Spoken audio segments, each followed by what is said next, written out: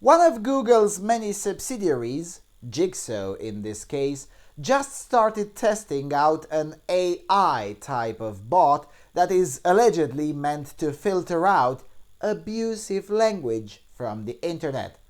I mean, what the hell do these butterfly car salesmen are thinking about? Let's explore.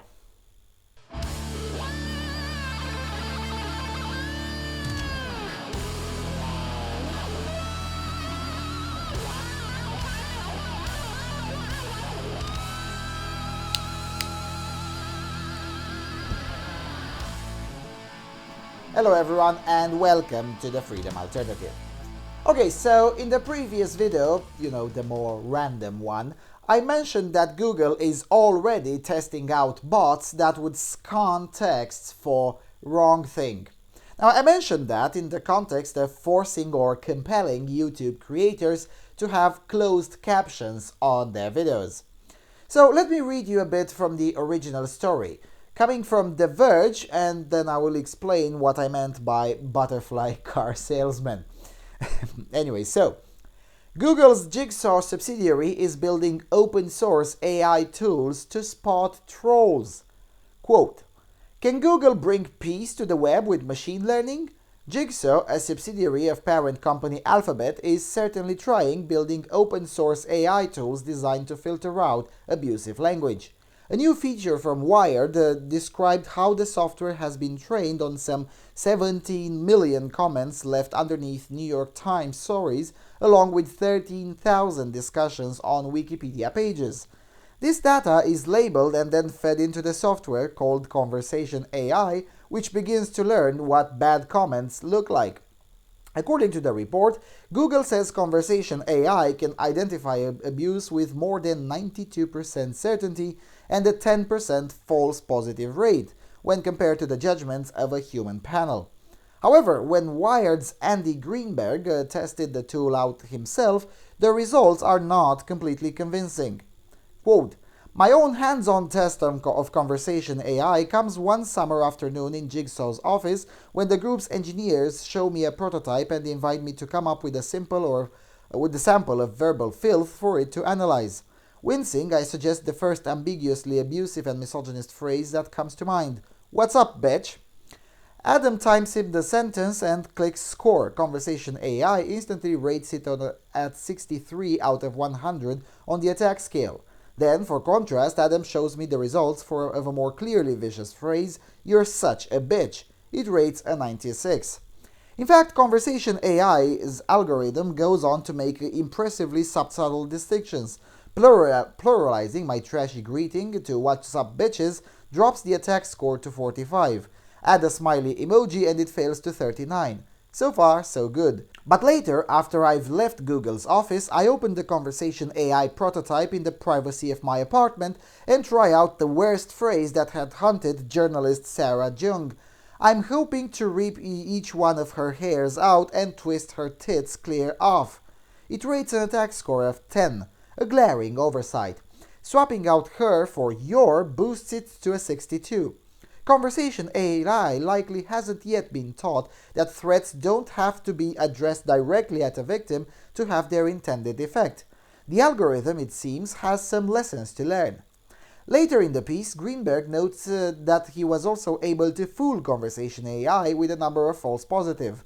The phrase "I shit you not" got an attack score of 98 out of 100, while "You suck all the fun out of life" scored the same. With this in mind, it seems that asking Conversation AI to filter comments, deleting those it believes to be abusive without human oversight, would be a mistake. Nevertheless, Wired reports that Wikimedia is considering how it might use the tool, while The Times plans to make Conversation AI the first line of defense on its comments. The software will also be open source to let any web developers adopt it. Well, when I first heard about this, the first thing I did was to boot freshly on my nasty hard drive-free laptop where only VPN connections work, on RAM-only operating systems, and of course join full-chan and half-chan in addition to many IRC channels and servers that I frequent. I mean, thankfully, I don't need to remember all the details because the good chaps at ageofshitlords.com made an article about some of the discussions that occurred in the hallways of the central headquarters of the patriarchy. Of course, the talks in the actual meetings were, and indeed are, secret and not opened to non-white and non-male viewers, or I should say, Google, Yahoo's, Derdens, or fish buckets. Anyway, let's read. Quote, this, headline, 4chan and Paul are launching Operation Google. I mean, the headline is a bit misleading, but anyway, quote, Google has really outdone themselves these past few weeks, as if their new terms of service update that would see several YouTubers lose monetization, yada yada yada, we talked about that. But it gets worse. Google just launched a new AI, artificial intelligence program, known as Jigsaw Conversation. The purpose of this AI is to find, delete, and block comments and posts deemed as offensive. These include comments that are sexist, racist, transphobic, anti-immigration, Islamophobic, etc., etc. The AI works by detecting keywords and terms related to offensiveness. I mean, typing words like nigger, faggot, tranny, kike, or etc. will get you flagged and labeled as a harasser. YouTube videos, search results, emails, and basically everything you do online, including those words, will get you in trouble. Blog posts that contain these words will not show up on Google search results. I mean, this article you're reading right now will not appear on Google search because I technically used those words. In short, Google just declared a war on trolls. The Verge reports that the machine has been trained on over 17 million comments and has perfected navigation of the internet. Needless to say that this machine is the real deal. Lots of feminists and SJWs have begun praising the program as a step forward in the fight against quote-unquote online harassment. But more on that later. Since this is a war on trolls, it sounds to reason that the greatest trolls online, 4chan, weren't going to take the news very well. And here they show a few threads, and then goes, it was from that thread that the idea came from. If Google wants to block offensive words, then they are going to give them the most offensive word to block, Google. The plan has already taken root on full-chan's Paul board and several other half-chan boards. Every time they want to use the word nigger, they're going to use Google instead. Now let Google block that. Anyway, there are a lot of pictures and examples there for you to examine, but the most important one is this, which describes all the terms.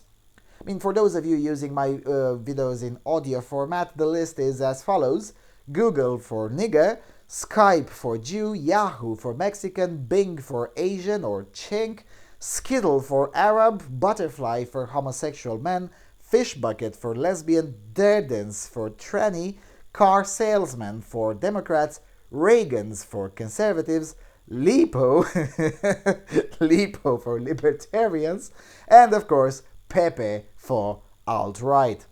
Now, I personally have little use for substitutes for nigger or Jew or Mexican or Asian.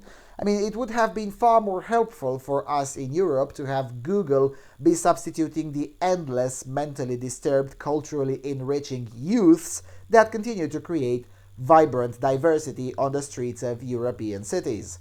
I mean, you know, not all of them are Skittles or butterflies. Some of them are Turks or Pakistanis who don't really fit into the Asian category. I mean, unless you work for the BBC or other dark places of the controlled media. So yeah, in this regard, the list is a bit problematic. Nevertheless, the idea of the operation is quite fabulous as far as I'm concerned. So if Google wants to play, normal people should absolutely join in and play. I mean, gone should be the days when users just bend over and just take it. Now, what these four elitists, car salesmen and feminist fish buckets don't realize is that their numbers are minuscule and have always been minuscule, let's face it. So continuing to allow their lofty opinions dictate the agenda for the rest of us is a moral crime on our behalf. I mean, oh, they feel triggered and abused? Well, tough luck. Welcome to the real world, you butterfly derdens. In all seriousness, though, even the guy reporting about it for Wired, who is, after all, a liberal Jew, or should I say, a car salesman Skype? Anyway, even this guy, Greenberg, realizes that such an attempt by Google is retarded, even though he agrees on principle that censoring people who want to say nigger trannies is somehow a good thing. This whole idea that it's everyone else's responsibility but your own for your own goddamn feelings is getting nauseating, and the general culture is starting to get tired of it. I mean, heck, in British liberal, car salesmen were shocked by the Brexit vote, when the only surprise is that their attempts at voter fraud were simply not enough to stop the tsunami of disdain that the general populace and culture has gathered for them and their stupidity for decades now. If Trump wins, and this may actually happen given that the old car saleswoman is collapsing, both literally and figuratively, the young hip fish bucket car salesman of Twitter will again be shocked at the result, while being completely oblivious to the cultural tsunami in the making that has been slowly gathering steam and will eventually hit them.